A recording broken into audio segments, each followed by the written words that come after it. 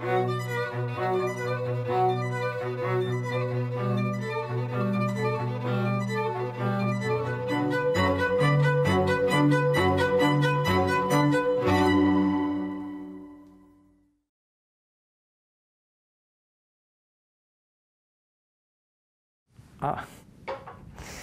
Eh bien, de la même manière que je parlais de Pompidou en évoquant, non pas la larme à l'œil, mais avec une certaine nostalgie, mon adolescence, le programme commun, c'est exactement ça pour moi.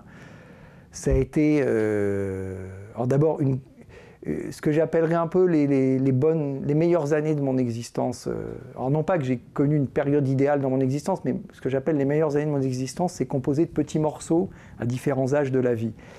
Mais de fait, on était au début des années 70. Mes parents avaient un réseau de copains vachement sympas qui venaient à la maison et tout, qui refaisaient le monde.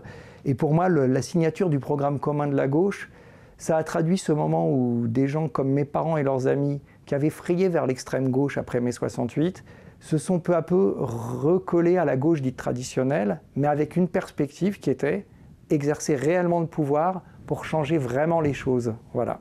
De manière réaliste et néanmoins avec encore beaucoup de rêves et d'utopie. Hein, voilà. Et du coup, je me rappelle d'un truc, c'était que on allait à la fête de l'UMA, comme on disait à l'époque, et qu'effectivement, au moment du programme commun, je crois bien que même les dirigeants socialistes et les radicaux de gauche venaient à la fête de l'UMA, etc. Et comme j'entendais mes grands-parents me parler depuis tout petit du Front populaire et de ce moment que je croyais être un moment mythologique qui n'existerait plus jamais, l'impression que peut-être on allait revivre quelque chose de cet ordre-là. Voilà.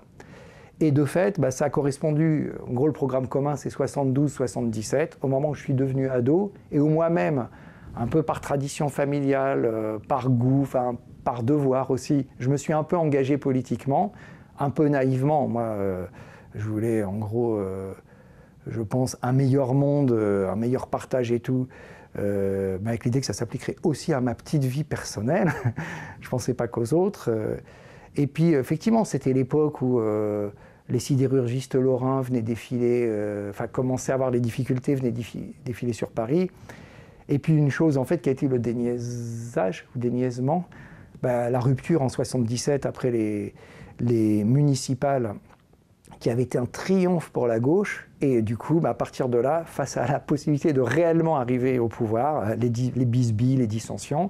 Alors moi, à l'époque, évidemment, en bon petit jeune communiste de base qui avait lu son édito, je disais c'est la faute des social-traites, etc. Puis avec le recul, j'ai très rapidement, en fait, c'est après l'invasion de l'Afghanistan par l'armée rouge, je me suis dit non, décidément, il y a quelque chose qui ne changera jamais dans le mouvement communiste. Et j'ai commencé à me dire que même la rupture du programme commun, le PC, il y avait sa part, etc. Même si je pensais que Mitterrand était un type machiavélique qui savait très bien ce qu'il a fait. Et d'ailleurs, il l'a prouvé par la suite.